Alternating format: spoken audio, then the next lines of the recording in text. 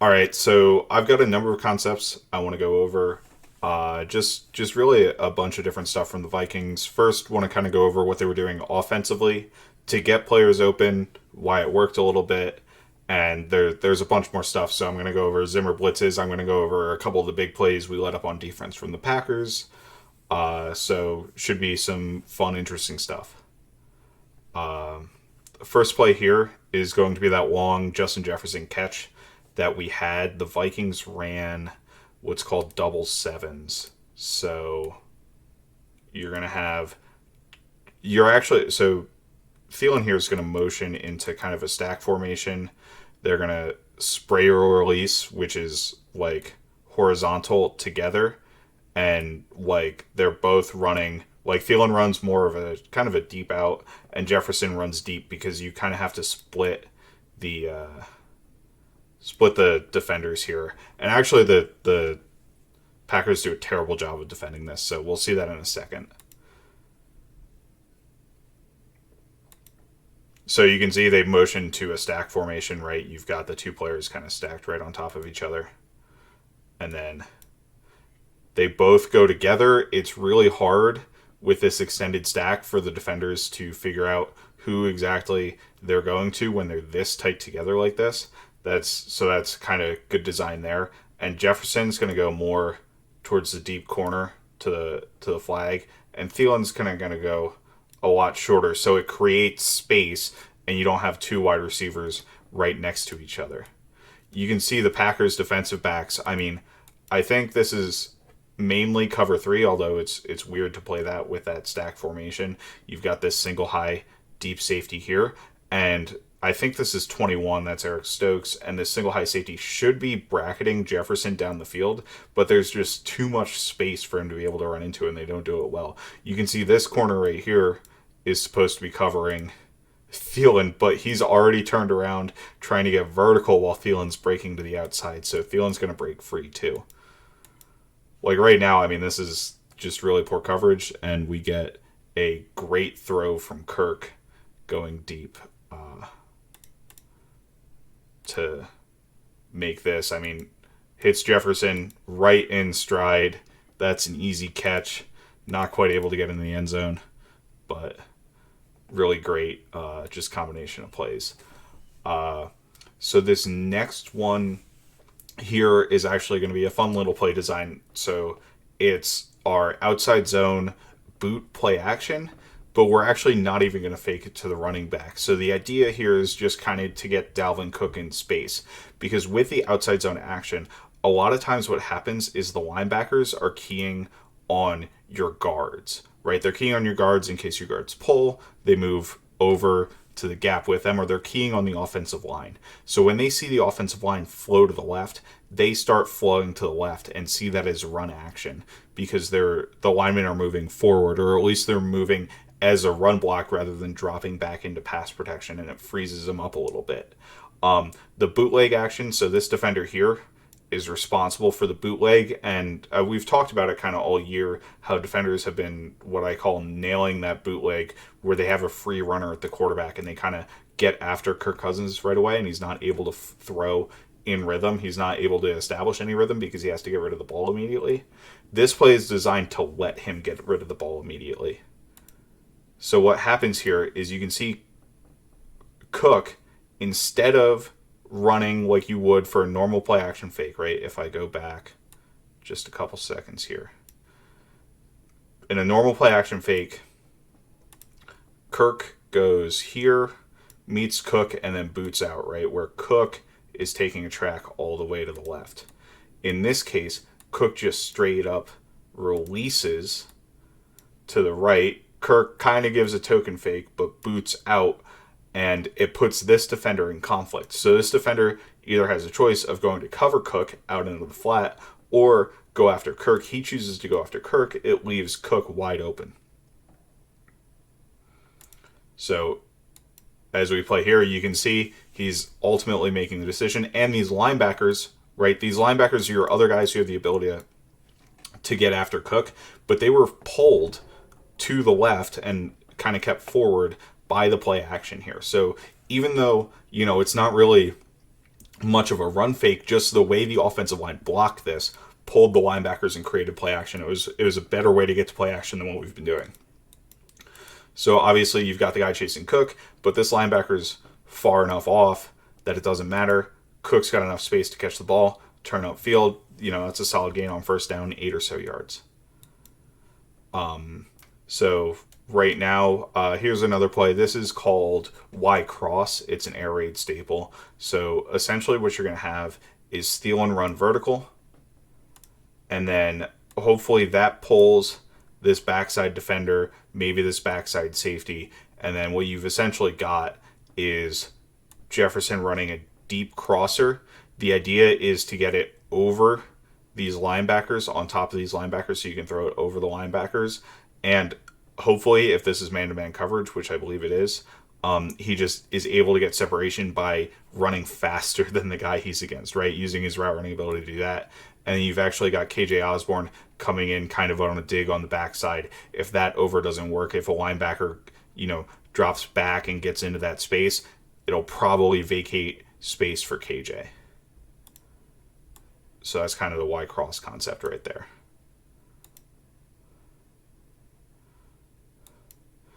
Y cross you can see with Cook releasing to the right. So Dalvin Cook here, Tyler Conklin here. Those two essentially both take up this safety that was here and this linebacker in coverage. So all Jefferson has to do is get around and behind this linebacker, because this corner's playing outside leverage. With Jefferson cutting inside, he really has no chance. Thielen's vertical route helps bring the safety back, or the potential of a vertical route from Jefferson has to have the safety running backwards. So all Kirk needs to do is manipulate this linebacker with his eyes, which he does a little bit. Actually, he does it with a little bit of a play fake. So right here, you can see Kirk is going to pump. He gives a little shoulder fake. That freezes the linebacker just for a step. So Jefferson's still running. He ends up wide open.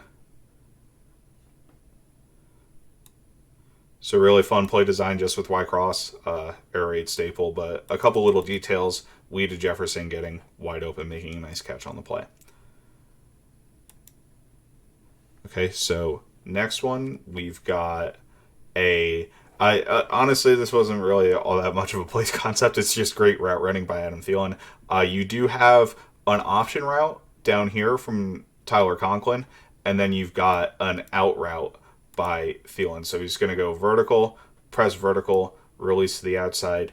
Conklin will have an option route where he goes to the corner, and he can either go inside or outside, just Y option, tight end option. Tight end is Y in this case. He's considered the Y. So that's why it's called Y option. But we'll see here as it gets to the stem. So route, Conklin goes vertical. You can see he gives a little stutter. He has more space to the outside, so he's going to go to the outside. And this is on a third down, by the way.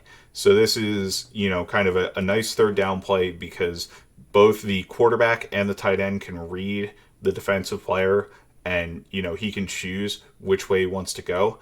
Kirk ultimately likes his matchup here. He likes Adam Thielen against Kevin King here, so he's going to let this play out.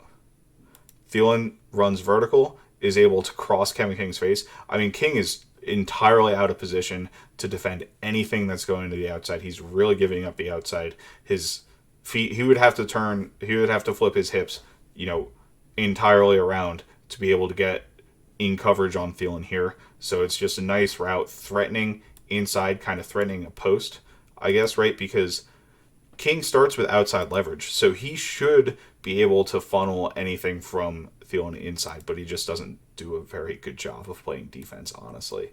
So you get this vertical. King has to turn to try to start to run vertical with him, although he does have help to the inside with this safety here, so he should probably be able to defend the outside a little bit better, but he just lets Thielen cross his face. Thielen, just gets wide open on that release. Cousins puts the ball in the right place. Thielen toe taps, nice toe tap catch on the sideline, gets a first down. So this next play here is going to be the Vikings, Adam Thielen's touchdown for the Vikings. One thing to note is that they started in what's called 4 strong coverage. So they had 1, 2, 3, and Thielen was 4. He started, that's where Thielen started. He's 4 to that side.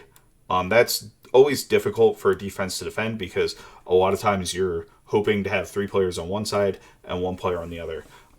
The Packers are playing man coverage. You can see Kevin King running with Adam Thielen across the formation here.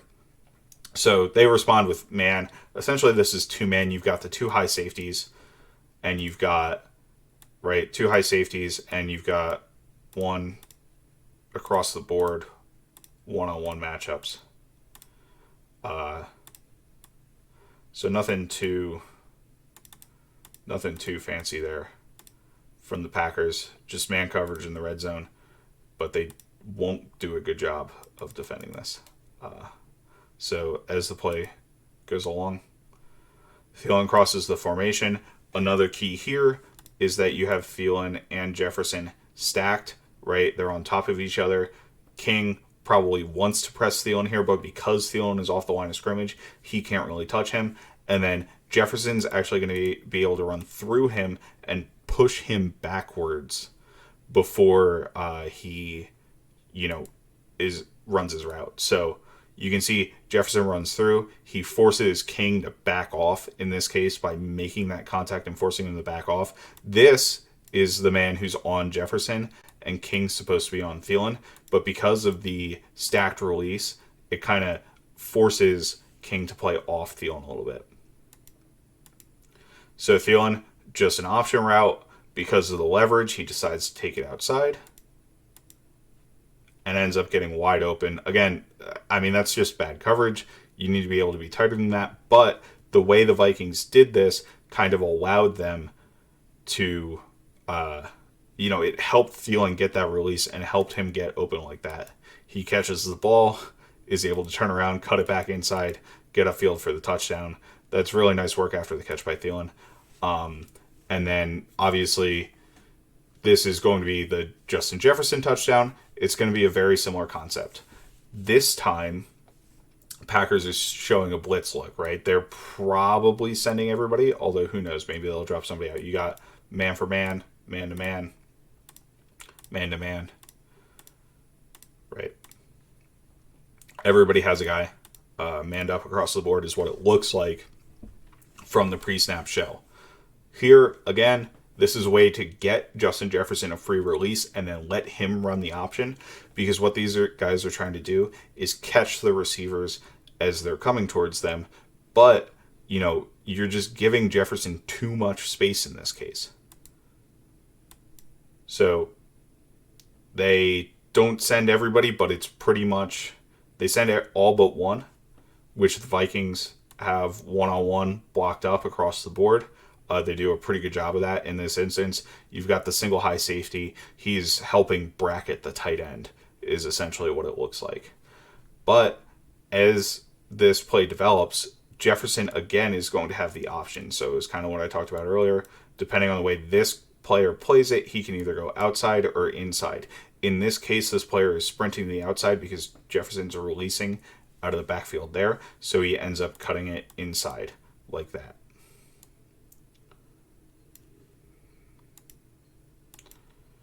And this is just playing way too far off this option route, right? He has this is way too much space for Justin Jefferson. Kirk makes the throw. He walks in before he's even touched. I don't really understand what that corner was doing. It's just not great defense. Okay, so this next one I threw in here, this was the 3rd and 1 that the Vikings had where they pitched it to CJ Ham and it didn't work. This is a relatively similar play design to the one they ran last week against the Chargers on 4th and 2. It's just a pitch to the outside. Obviously, Dalvin Cook was running that one. You're going to have Brian O'Neill lead blocking here, so he's going to pull out. And then you can't see him but Justin Jefferson is to the outside here. He's supposed to crack block on the safety coming down. Thielen's supposed to block 1-on-1 on 40. And then you have a double team here, 72, 52 Cole on Kenny Clark, up to the linebacker 59. That's Devondre Campbell. You have Udo kind of 1-on-1 there. And then you have Darisaw 1-on-1 there. So the main point that I want to bring up on this is I don't think Ham reads it correctly. So Cole gets out. Honestly, he gets out pretty fast. Like, this is pretty good. Udo got his reach block there. That's important. And, you've got Jefferson coming in inside here. So right now, I think with this picture, this is a pretty good picture for the Vikings. I think this is blocked up pretty well. Udo did a nice job here in particular. And there's this big lane right here. You can see it's purple jerseys all here. Thielen got around the Jefferson got around the safety so he can kick him out. Thielen has this guy kicked to the right. O'Neill's coming to the outside, but these players shouldn't matter because Ham should be able to cut up in this lane that he has space here. Now, there's a couple of smaller things. I think Cole overruns this a little bit. He actually lets Campbell, you'll see he lets Campbell get in there. And then this linebacker is kind of controlling Thielen rather than the other way around. So it's not great, but Ham is going to widen this out way too far. You can see, so I just showed you where he should have cut the ball upfield, right? So with what he sees right now, he should cut it up this track. I mean, it should be one or two more steps. He's out to the hash here, one or two more steps, and then up based on this. Now, it's a little bit of a moving picture, but that's the way it should go. You can see he takes 3 to 4 more steps and is all the way out here. Look at that amount of ground that he covered before trying to cut back and cut up field. That's why this play didn't work. I think the play design was good. I don't think the blocking execution was too bad. He has a pretty solid amount of space right here to be able to cut that up, and he just ends up running into the arms of the linebacker because he doesn't cut it up soon enough. Okay. So jumping here now, this section, I wanted to talk about Mike Zimmer's blitzes that he came up with, and I think he had some really nice blitz design throughout the game. Just stuff to get one-on-one matchups, stuff to get free rushers. This one actually is really going to be just one talking about how Everson Griffin played very well on this play. You have one-on-one matchups across the board, right? So you have essentially 7 guys on the line of scrimmage. This is a somewhat of a variation on the classic Zimmer blitz look, right? You've got the linebackers in the B gaps instead of the A gaps, which is where they normally are. But essentially, the offense will have to protect 6 across the board here, and then you kind of leave Harrison Smith as the free rusher if you want to. So 1, 2, 3, 4, 5, 6, or depending on how you want to do it, maybe you want to assign 27 to a linebacker like Kendricks or something like that for the pass protection. Okay, so linebackers drop out. 27's looking at bars. Smith drops out. So it's not really a blitz, but what it does get you here is it gets you a one-on-one with Everson Griffin against Elton Jenkins, right? And so watch Griffin and Jenkins. That's the matchup, really, that we want to be paying attention to here. Really nice speed to power. So he takes the vertical outside. He gets his pads low up into Jenkins, gets him forward, knocks him back directly into Rodgers. He actually gets a hand on Rodgers here, and Rodgers is going to be able to escape. But we've seen Everson Griffin do this a couple of times in the past where he literally forces an offensive lineman, an offensive tackle back through into the quarterback and has sacked him there. I remember him doing it to Phillip Rivers a few years ago against the Chargers. But, that was a really nice rush there. He gets around, and he still has the effort. So, Rodgers steps up in the pocket. He is looking to throw downfield, but he doesn't like it. You've got Armin Watts here. I think that's Armin Watts with effort as well coming off of the center. And Griffin coming back behind him with the effort. they kind of meet at him at the same time. Watts is the one who gets the strip sack because he hits the ball out of Rodgers' hand. But really, that play was made by Everson Griffen just dominating the tackle. And unfortunately, they weren't able to get the ball back. But we've got more Zimmer blitz looks going on. This one really, and they ran delayed blitzes a couple times here. I've got 2 queued up back to back. This was against a draw, but it's actually extremely effective on this play. So this is a draw play by the offense. It means that the offensive lineman will jump back in their pass sets a little bit, and then they'll get moving forward. It looks like they're turning to the right here. The center's turning to the right to kind of help double team Lynch, and you've got a one-on-one on the backside. So it's kind of 2 here, one-on-one there, 1-1. And what's going to happen is because they got a little bit lucky with the timing, but because they send Kendricks on the delayed blitz, this player here, I think he's a fullback / tight end, was supposed to come in and crack Kendricks and get inside to Kendricks. But because Kendricks is blitzing, he has absolutely no chance to do this. Right? And this looks like pass protection initially. They all drop back. A.J. Dillon here is kind of playing it a little bit nonchalant. But Kendricks is running right at him and is able to get there, disrupt the play. Dillon has to spin out, doesn't get anything. So really great timing on that blitz. And here, right here, is actually going to be another delayed blitz. This time it's going to be from Harrison Smith. He's going to come late through the B gap. And Rodgers does a good job of recognizing the blitz. But the Vikings also have an understanding of the offense's potential responses to these. Okay, and you're going to see that here with a route out into the flat, where this route goes vertical. And what Mackenzie Alexander is going to do is jump the flat because he knows Rodgers' response is to want to throw the flat once he sees blitz. He's actually going to leave this route free, but Rodgers doesn't get to it because the defense played it well. Oh, I'm sorry.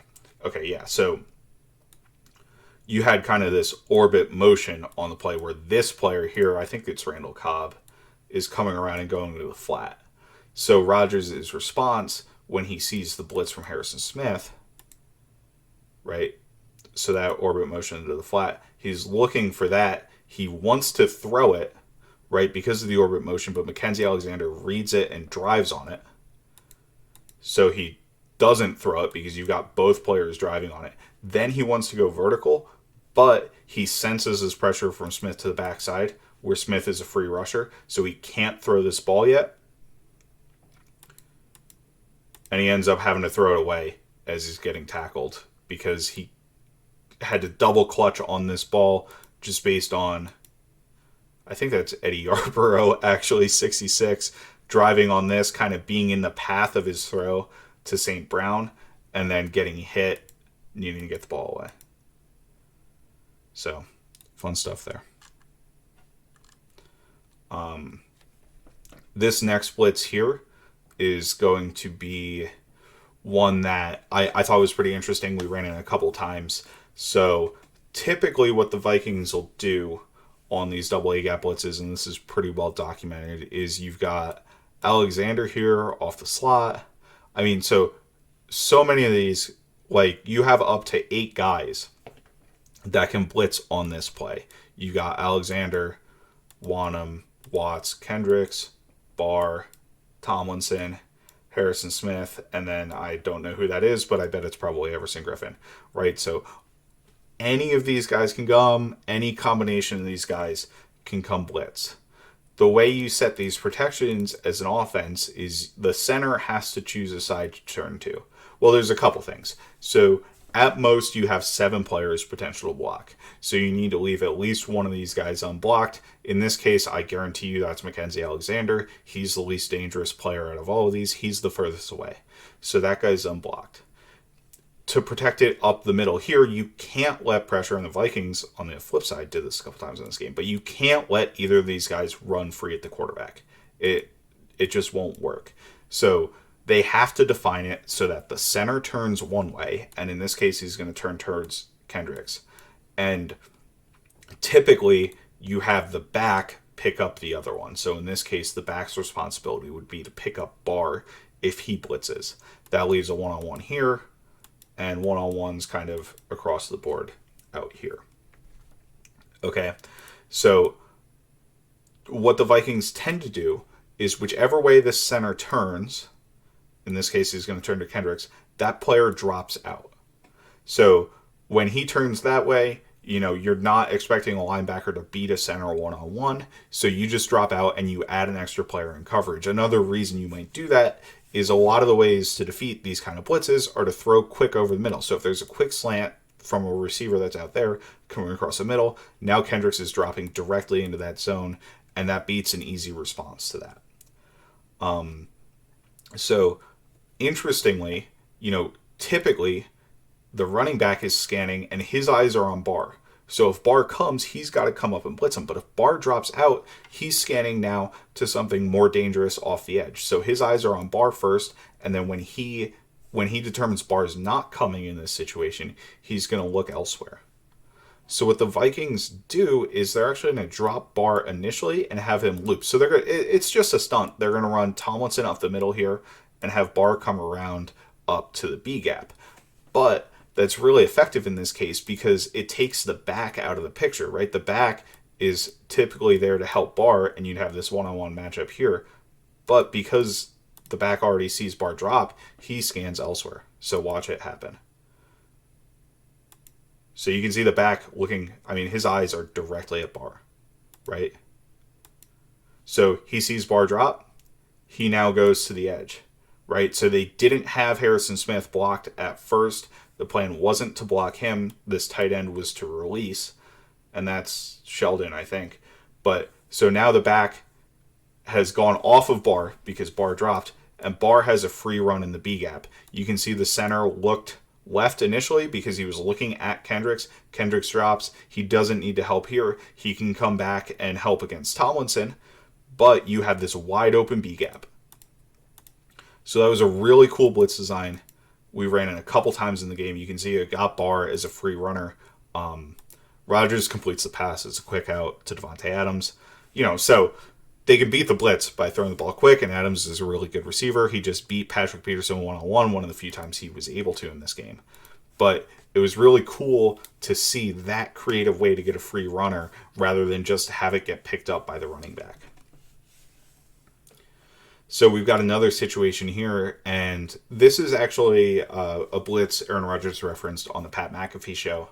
So he talked about this where the Vikings created it was a new blitz that they picked up on in the game, and we'll get to the Marquez Valdez-Scantling touchdown, but he referenced that they ran this same blitz look on that touchdown as well.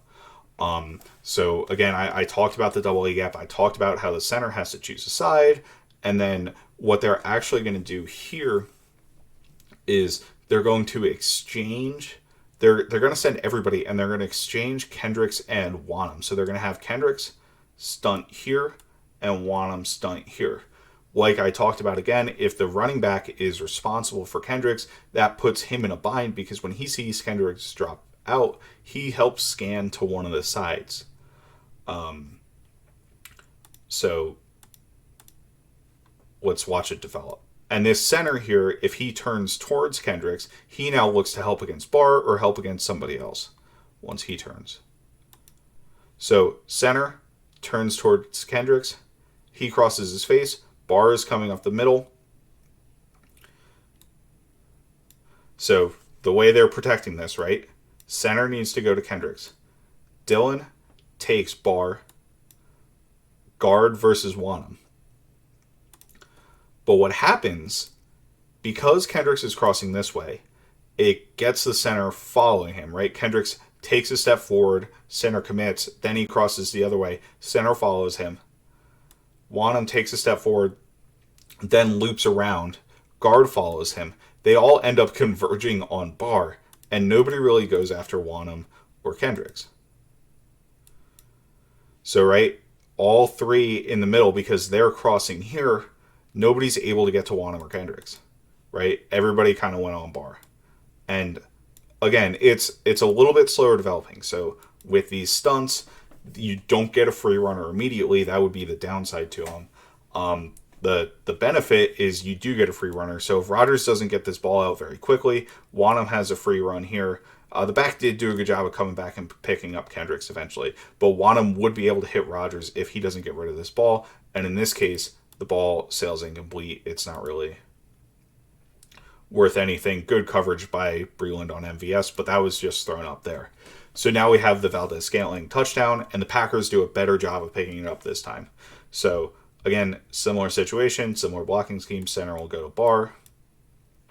Dylan will go to Kendricks. Guard will go to Wanham. So Kendricks goes up the middle. Center, all three are kind of converging on him once again. But center passes it off, is able to get around to Wanham. Guard does a good job taking over Kendricks, and Dylan gets back to Barr. So really good job picking this up, adjusting to it in game by the Packers. It worked the first time. Unfortunately, the second time it didn't work. And Rodgers, even though he has to move, is able to get the throw off. Right in the first situation where Wanham had a better run at the quarterback, he probably doesn't get this throw off. And we're going to go to the back end of this throw in a second, right? So I wanted to go over the back end here. Both Rodgers and Zimmer said that the Vikings treated this as a double coverage here. So what that means is, excuse me, Harrison Smith and Patrick Peterson are bracketing Devontae Adams. They're out of the picture. They're both bracketing Devontae Adams. They're double covering him, right? He's their most dangerous receiver. You want those guys kind of double covering him. That leaves it a one-on-one for the Vikings on the back end, and it's just a mismatch with Marquez Valdez-Scantling against Xavier Woods. I don't know if Woods thinks he has help because he plays this to the outside, and we'll see in a minute where he kind of did the opposite.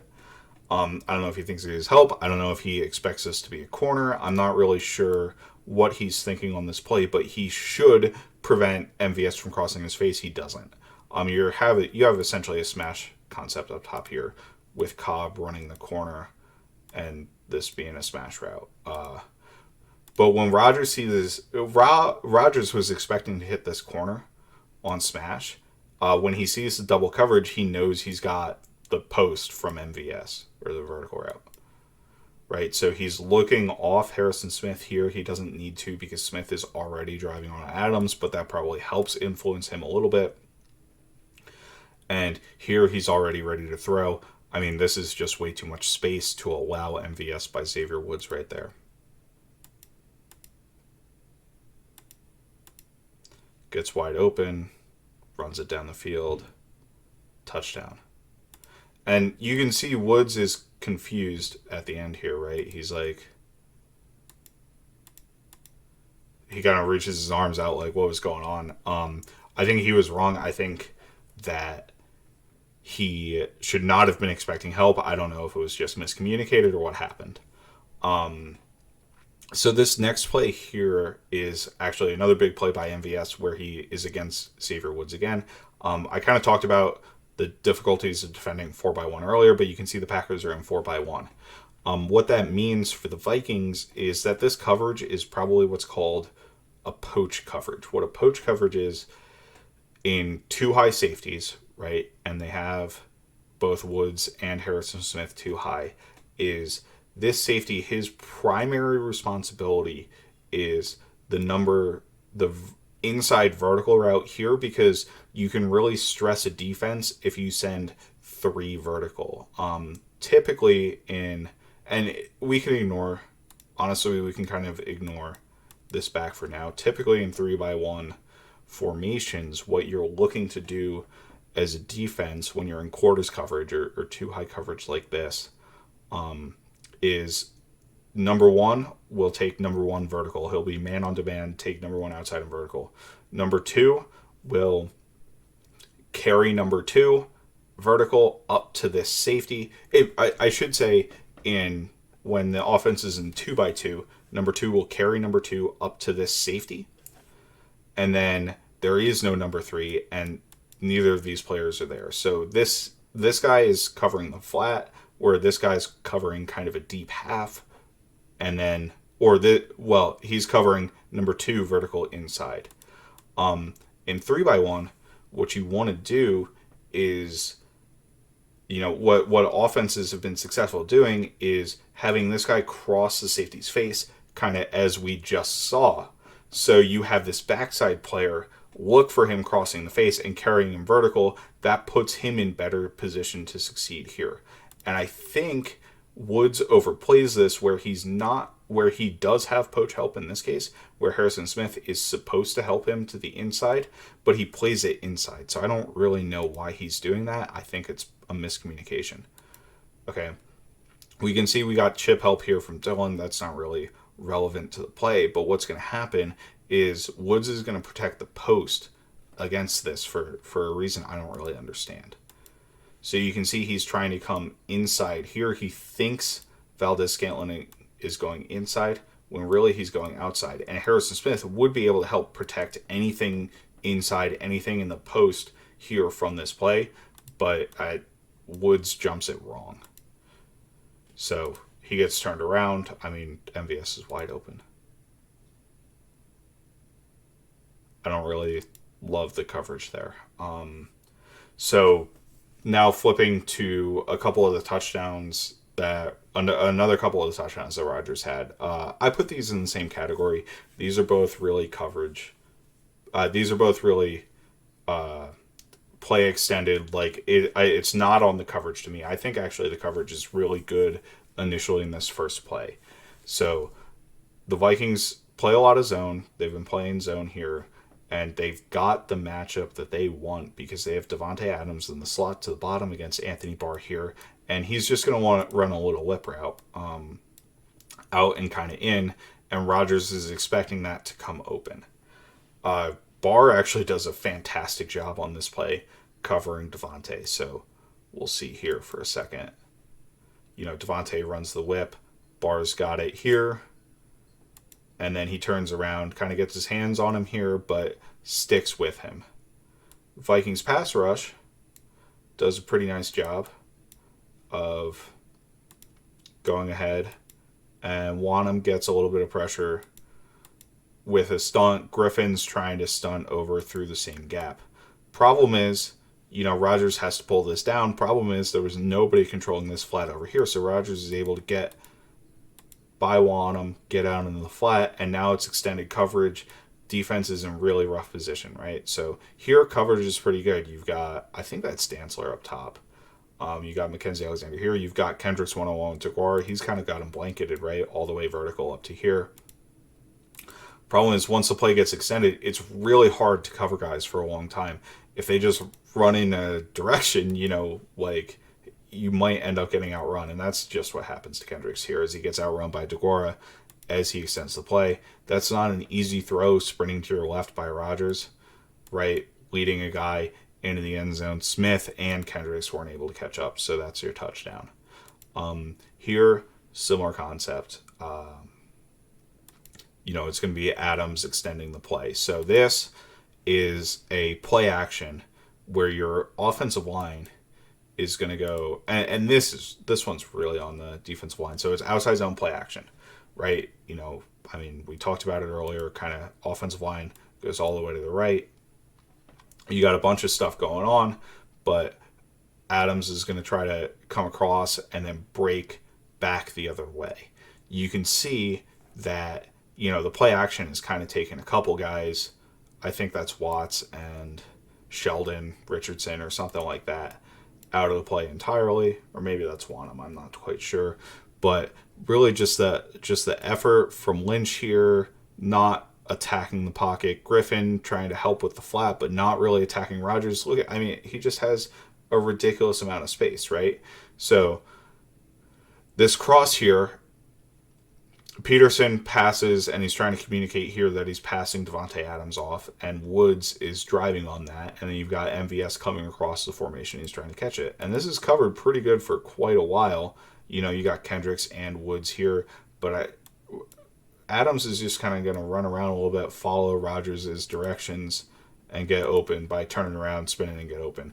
That's not really on anybody on the defense to me. That's just anybody in the secondary, I should say. That's just really a situation where guys need to get after the quarterback faster. Your guys down here, instead of peeling off and just trying to cover guys for 8 seconds or whatever, somebody needs to be coming after Aaron Rodgers. You can't give him that much time in the pocket. Adams ends up getting open for a touchdown. This is the second Adams touchdown, right? So we're kind of hitting all 4 touchdowns here. Another blitz, double A gap. I think we're sending everybody, or even if we're not sending everybody, what they need to do is protect up inside, right? So you need to have 1, 2, 3, 4, 5, and you need to protect those guys. Those are the most dangerous guys. Rodgers himself is responsible for the free rusher, Everson Griffin. He just can't let himself get sacked by him, which, of course, he doesn't. This is the play where Rodgers almost calls a timeout here, right? We're thinking maybe a player slowed up. I don't really think that was part of the issue on this play. I think really it's a couple things. So we just got beat in a couple ways. First of all, you can see the path that Griffin takes. He kind of slows down a little bit. And Rodgers was saying maybe in the back of his head, there was a couple years ago, I guess Rodgers got away from Griffin on a similar situation where he was running free. And maybe he is trying to corral him. It doesn't look like he's trying to hit him too hard. The other thing is Davante Adams apparently was supposed to run something. So this is third down, right? And you can see the marker up here to the top of your screen, right? It's at like the 12-yard line is the first down line. So Mackenzie Alexander, I really think is, and he shouldn't really be doing this, but he's trying to play the sticks and he's trying to prevent a first down from Davante Adams. So what happens is when Adams, if you watch him at the bottom of the screen, takes his stutter, I think Alexander's expecting a slant, him to turn in quickly, and he's trying to drive on that because he knows he's going to have an unblocked rusher just with the five-man protection. I don't think he's expecting anything to go vertical, right? But Adams double moves, takes it vertical, and Rodgers said Rodgers even said he freelanced on this play. So this is just kind of, you might have guessed right, Mackenzie Alexander, but you ended up being wrong because the chemistry Rodgers has with Adams, they were able to freelance. Rodgers kind of sees that he's freelancing, I think, a little bit. And if Everson goes full blast at the quarterback rather than kind of chopping his feet, whatever, trying to corral him, I think this is probably a sack. Now, he also got a roughing the passer penalty, which he lands with his full body weight on Rodgers. That's unfortunate, but that's going to be roughing the passer. So here on this next play, I just wanted to talk.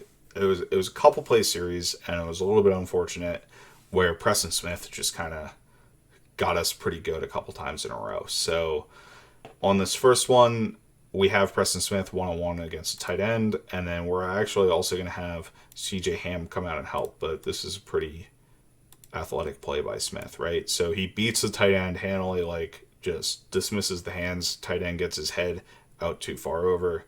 Doesn't work. That's Luke Stocker, by the way. Ham tries to come back around, and Smith just kind of jukes him out. I mean, essentially, right? That's not even a move. That's just a juke.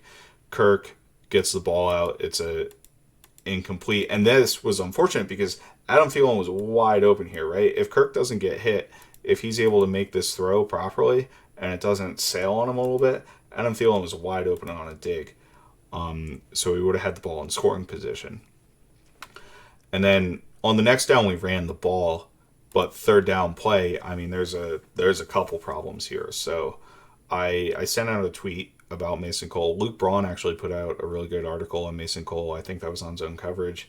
But he really struggled all day one-on-one with Kenny Clark, where he just got knocked back into Cousins constantly. And I know that's something that Garrett Bradbury has struggled with, but this was as bad as it's ever happened for Garrett Bradbury. It happened for Mason Cole in this game. So they both kind of have the same problem against powerful defensive tackles, right? Powerful nose tackles, which is what Kenny Clark is. And he's really quick off the snap too, which was another part of the problem that he was having in the game. But the other thing that happens on this play is Christian Darrisaw is going to get beat pretty bad by Preston Smith. So you got Kenny Clark compressing the pocket. I mean, I think Cole probably backs into Madison here like immediately, right? So he's compressing the pocket from the back end.